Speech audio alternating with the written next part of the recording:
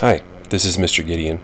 So if Keynesianism is so promising and macro activism is something we need to seriously consider, then how does it play out in a practical sense at the federal level? Well, first we have to understand more about the federal budget.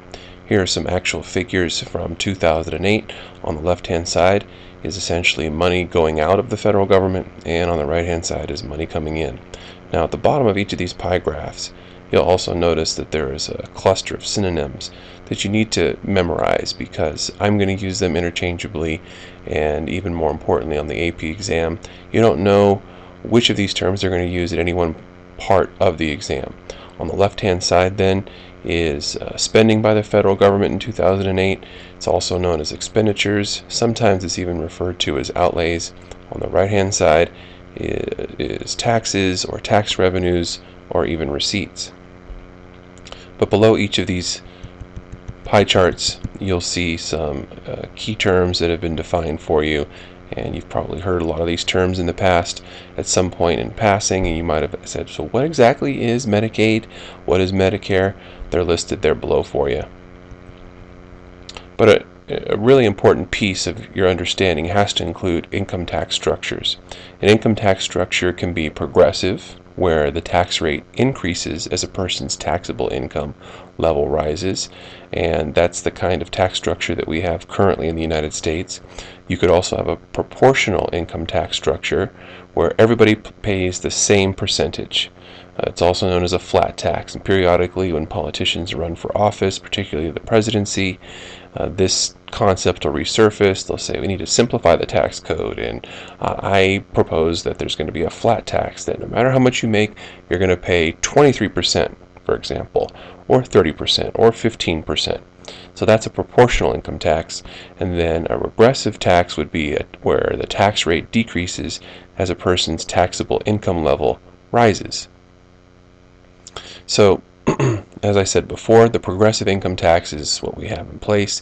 One of the things that you want to understand about our tax system, though, is that it's progressive in a marginal nature.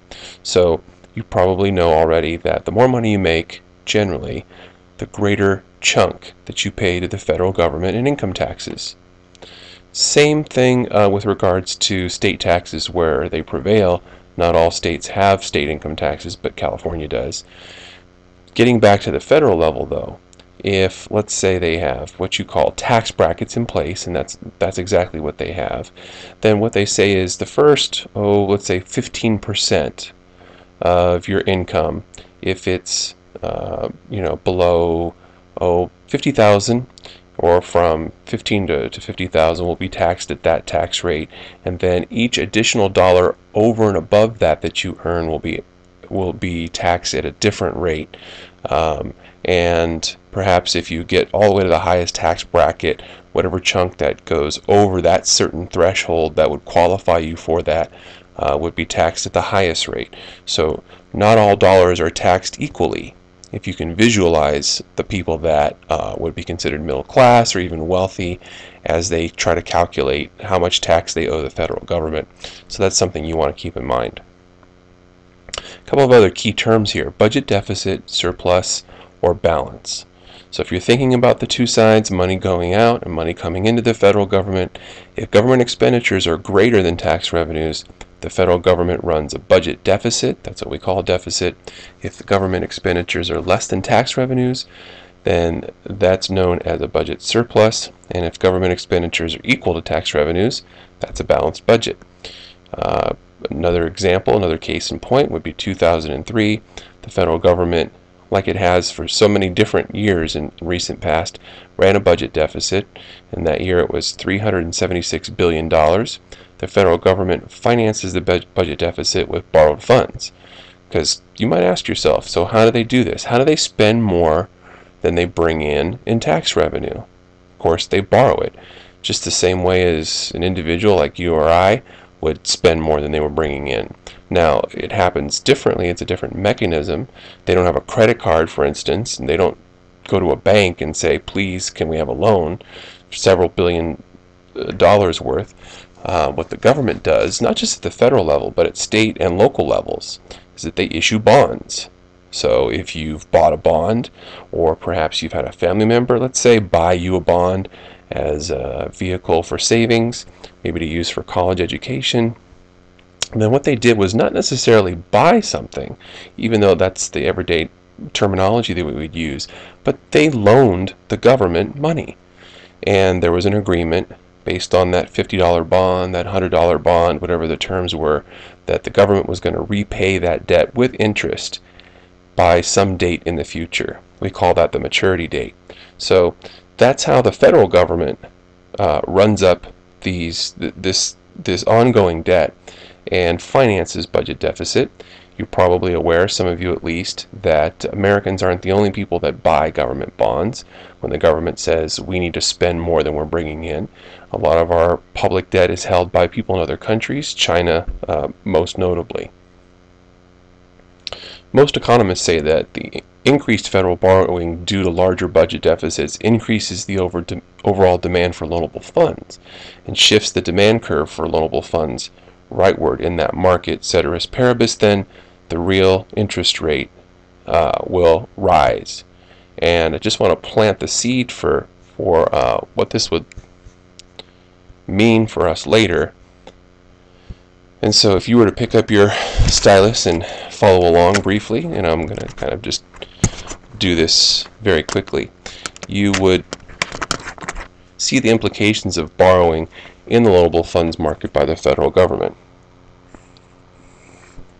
I'm not going to use all of the labels or even a legend here, but let's say this is the loanable funds market, and we have the supply of loanable funds as well as the demand for loanable funds.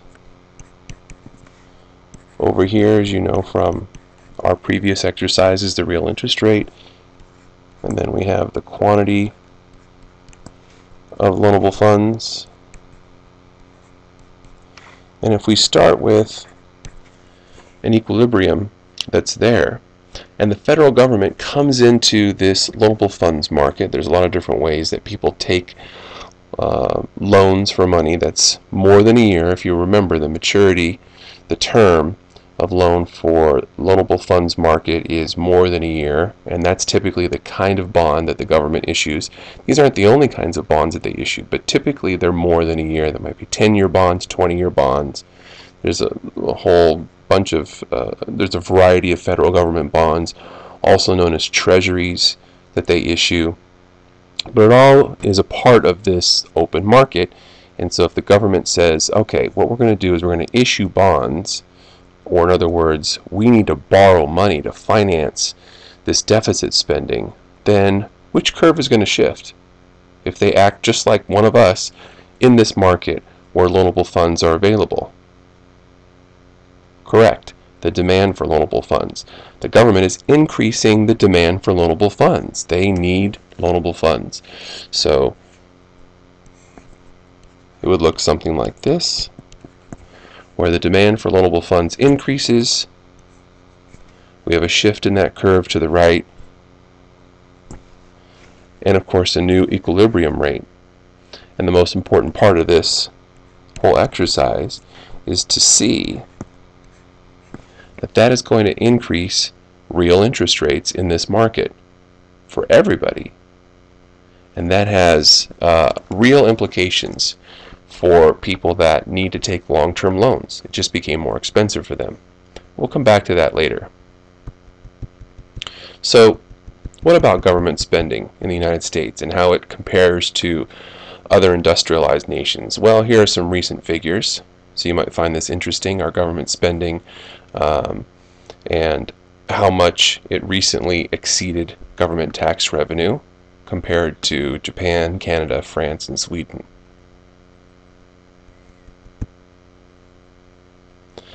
And a little more information here, side by side, we have the U.S. federal budget deficit since 1940, next to the debt ratio since 1940.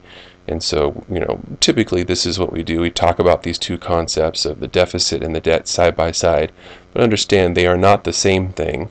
The deficit is, of course, a situation where you're spending more than you're bringing in, and you finance that by taking loans, which is known as the public debt which, if you don't pay off on a regular basis, is just going to accumulate and build. Got a couple of links here that I hope you find interesting and useful that I want you to take the time to click on. I want you to go to this link where the President's proposed national budget can be found for 2011. Spend some time glancing over that. I don't need you to memorize anything from that, but it's a good resource. And as a citizen, as a U.S. citizen, it's important for you to know how to find this information when you need it so that you can make informed decisions when it comes to your political system. This is something that's also very interesting, the current national debt to the penny. So this is recalculated and updated every day. I do want you to not just glance at it, but watch the entire condensed 30-minute version of this documentary, IOUSA. The actual film is longer, but you'll get most of the important points that are made by the filmmakers by watching this 30-minute condensed version on YouTube. And then ultimately, when that's done, click on this last link, because the Peterson Foundation, which provides a lot of information on this site, was behind the film IOUSA. It's a nonpartisan organization that, as you'll see, obviously is very alarmed at our national debt, and this right now in the summer of 2011 is a major issue. At the time of this recording, and this is July 1st in 2011, the President and Congress are still at a bit of an impasse trying to decide whether they should raise the debt ceiling that we set several years ago, and what the implications would be if we didn't, and if we did, for our credibility and our credit rating, based on how much money we've spent over the last several years and how much debt has accumulated to this point. So this is definitely an important topic for us at this point. And after you take the time with all those links and watching the film, then you can come back for your next lesson.